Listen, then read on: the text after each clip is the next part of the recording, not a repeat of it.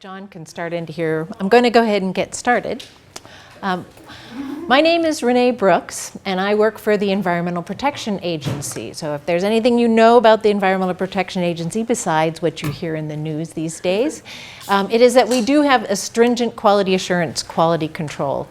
And so when I started working there about 17 years ago, it was a big shock to me to realize just how important it was and how much detail went into a quality assurance plan and having everything documented and how to do it. It was something that was never really taught, but also kind of assumed that, of course, you're doing something like this.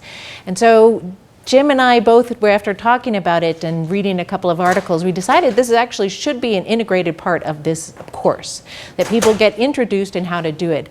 And at the end, what we're going to have is we have the exercise where you're going to calculate from data that I got back from myself, from a mass spectrometer operator, our guy in Corvallis who runs them, Bill Rue.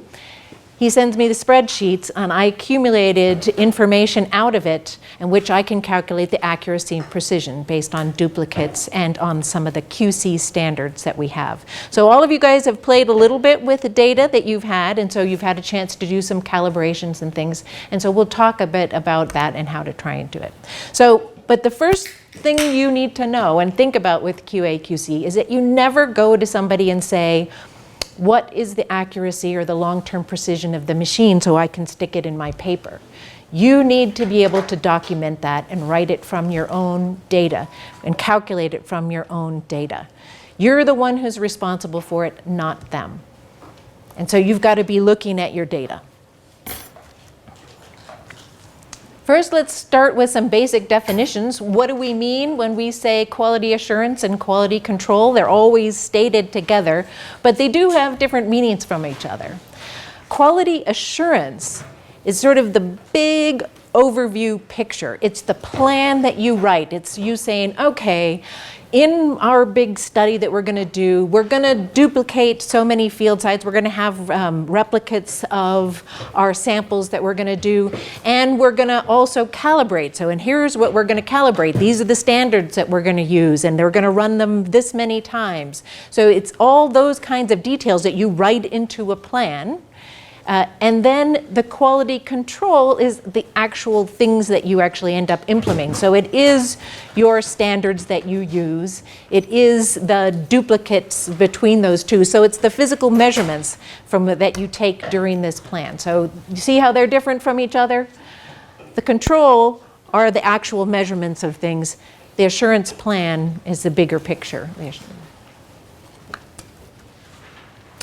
A good plan should have components that you can answer 5 points that we make out here. First, how well is that machine running? Were we able to calibrate it? Is the data good? Can you get that from all the data that you pulled off your machine? So if you didn't run standards that you can calibrate, if you didn't run an independent QC standard to be able to check it, you don't know how good you did. So you have to be able to have that. The plan has to have something written in it that says how you're going to do that. How variable are my samples? If you find out that a sample, if you run it 2 or 3 times and you find that your variance is a couple of per mil, but the variance between a population you're interested in is also a couple of per mil, then something's wrong. It's not really telling you. Something about your sample is not right. So you need to be able to check at that. How are you going to know how variable your samples are? And what procedures are you going to take to try and make it better if they're highly variable? Has my sample become unintentionally fractionated? When you're doing complex procedures, say you're running nitrate analysis from water, and that has a whole bunch of steps where you're introducing bacteria and changing the nitrate in the water into N2O gas, and then getting that and running it off into the mass spectrometer, all of those steps with all the fractionation events that happen are potential places where you could make mistakes and end up with bad quality data. How are you going to know? What are some steps that you can take to make sure that you know if your numbers are good or not? The last two are the ones that you think about the standard statistics and the statistical design. So how variable is a particular population that I want to look at?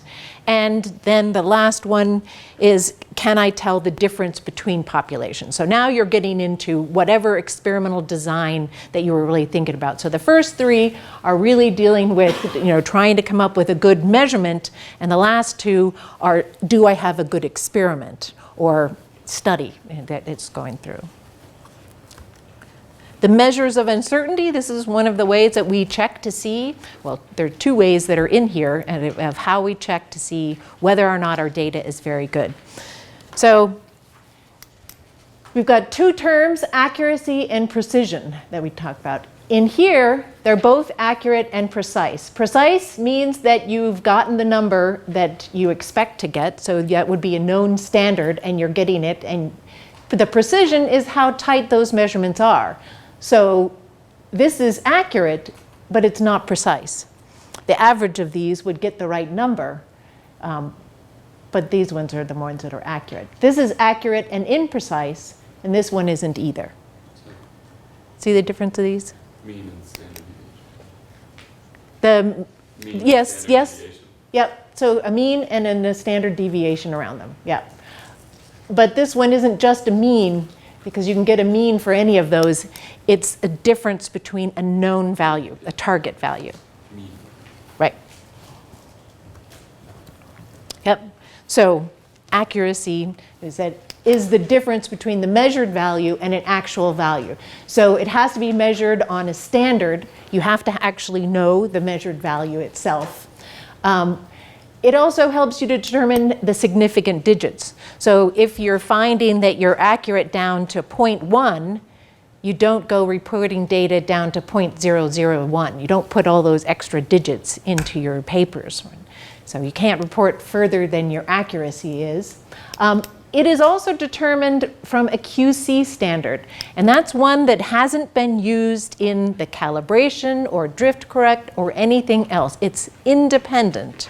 So once you've done all those other things to calibrate your data set, you have some way to be able to say, okay, did it work? How good are we? And so if you don't have that independent one, you have no measure to know. You can't calculate the accuracy. Another point is the identical treatment principle. This is one that I'll come back to a bunch of times, but the standards should go through the same sort of processing that the samples do.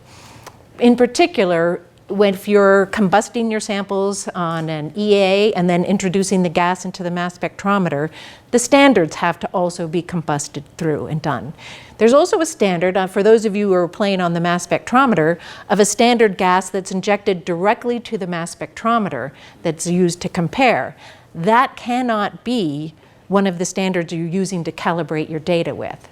And there are labs that end up doing that.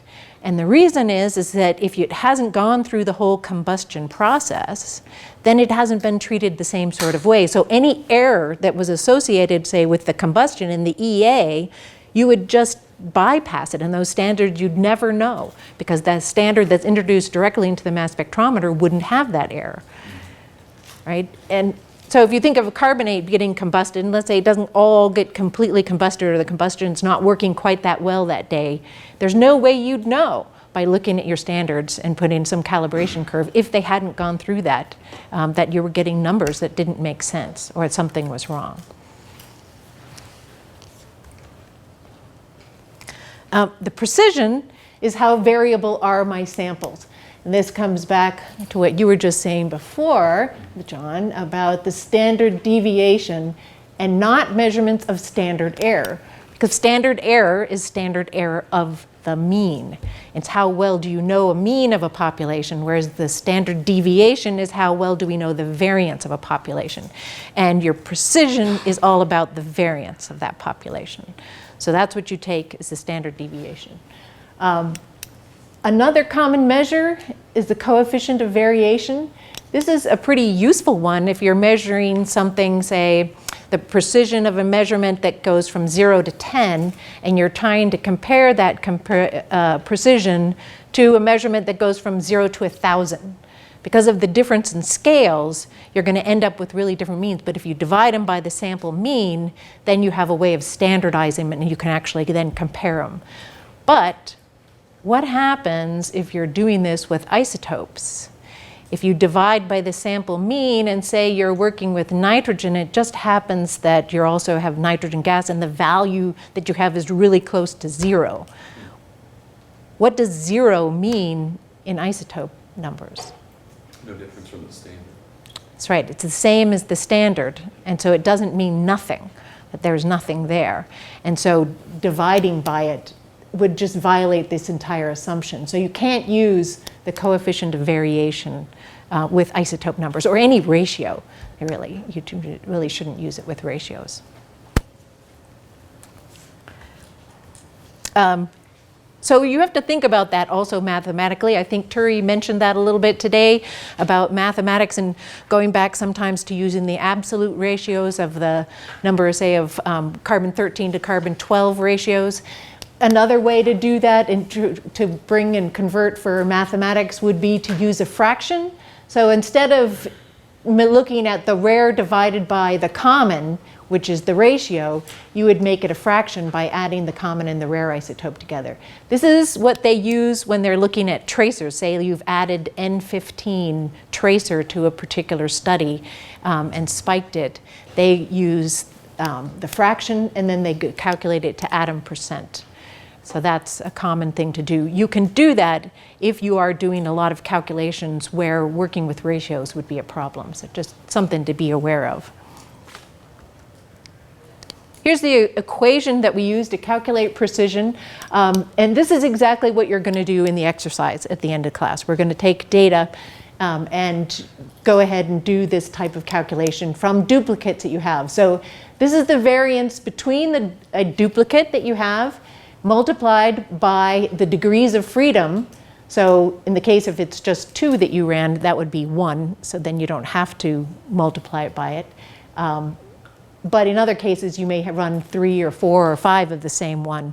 So you would use your multiplied by the degrees of freedom, and then divide that by the sum of the degrees of freedom. So essentially, you're weighting the variance by the number of samples that you had, and then taking the square root of that and calculating the standard deviation that way. And that's what we'll do. So you'll get a chance to get hands-on with that.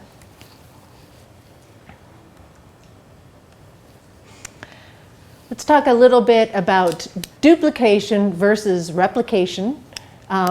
Duplicates are really an important thing for trying to look at your quality assurance and quality control. A duplicate, there's a couple of different types. One, you can do field duplicates where you take exactly the same sample twice. So if I had water samples, I would just plunge 2 in at the same time and bring them up, and I would have 2 independent samples and kept. Sometimes a duplicate is when we come back to the laboratory and you're about to measure out 2 weights, so you would weigh a sample twice, but it would be in the same vial. That would be considered more of a laboratory duplicate.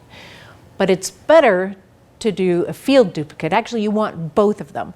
So what would be the difference if I took a duplicate in the field and a duplicate when I'm just weighing samples out, or a water sample and splitting it into 2 and measuring it twice? What would the different information that I get from those 2?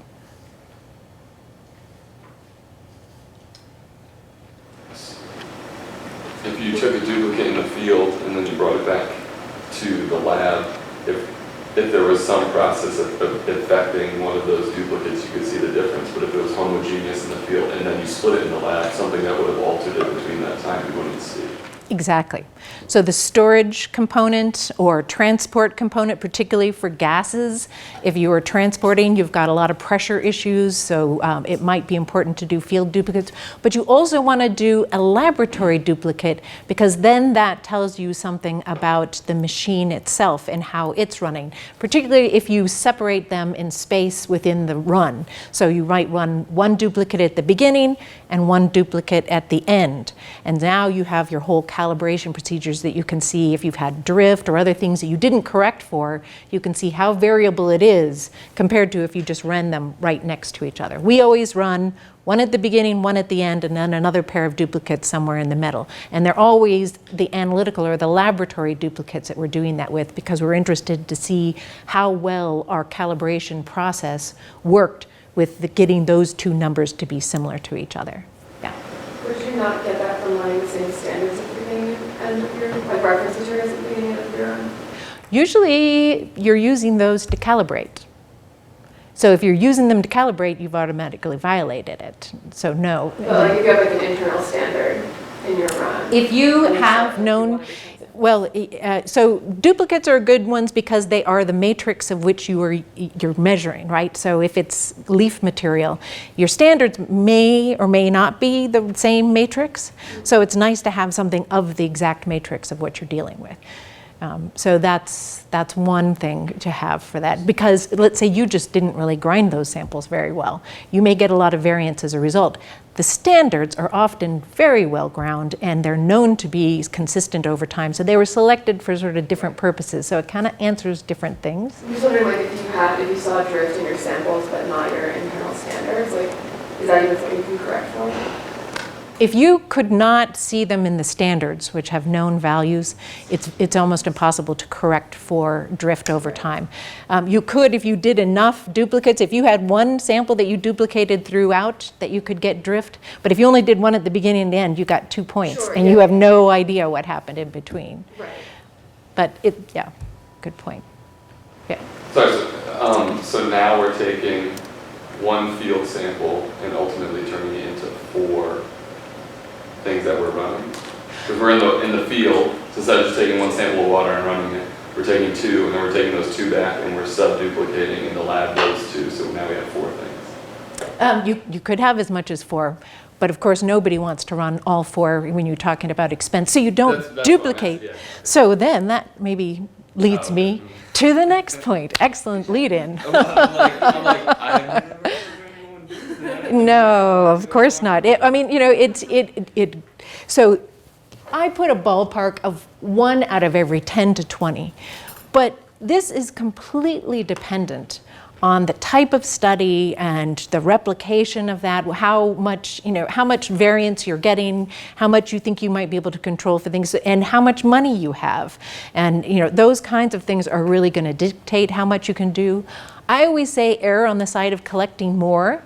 You can run out 1 out of every 20, but then if you find maybe I should run more than that to be able to calculate it 1 out of every 10, you can always do it if you had them. But if you didn't collect them, you can't do it. But 1 out of every 20 is a pretty good number to be able to go for. 1 out of every 10 is what we do for, say, our National Lakes Assessment.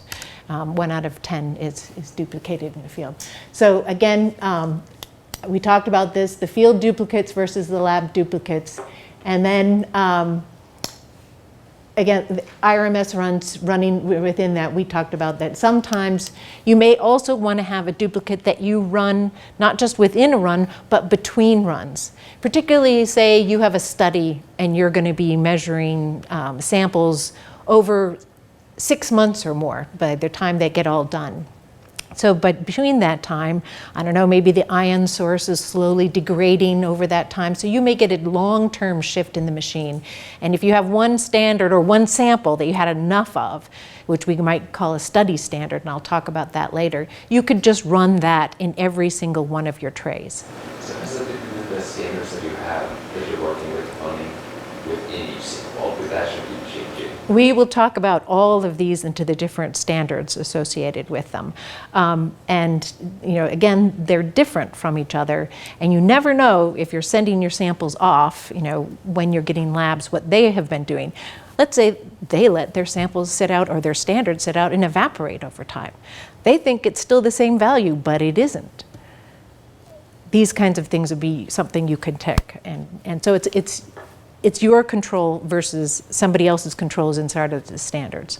And if they are certified standards, they're not going to give them to you. So you can't just get them as easy as that. Yep. If you keep on replicating, wouldn't that be a pseudo replication that might affect your statistical inference later on? Good question. So would you use duplicates, the answer from a duplicate, as a replicate? No. You would not.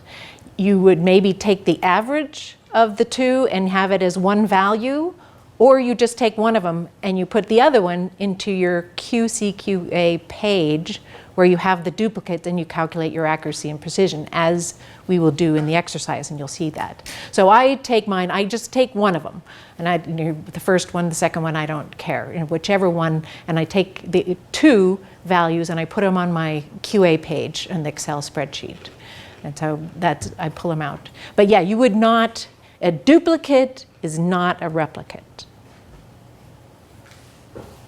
Okay, signal to noise. This is another way, and this one's dealing more with statistics, that you can look at whether how good a particular measure might be for telling something apart from each other.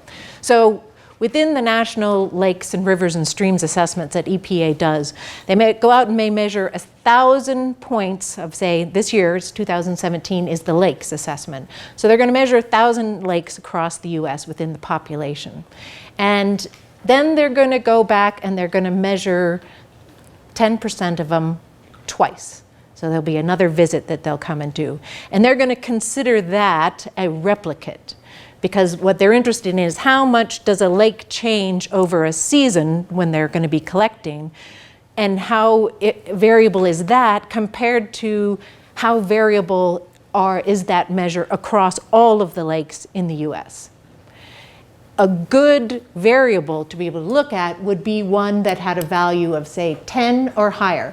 So the variance of all the groups in that particular measure would be 10 times as much as the variance within a lake over the season, based on those two measures. That's how we end up using that.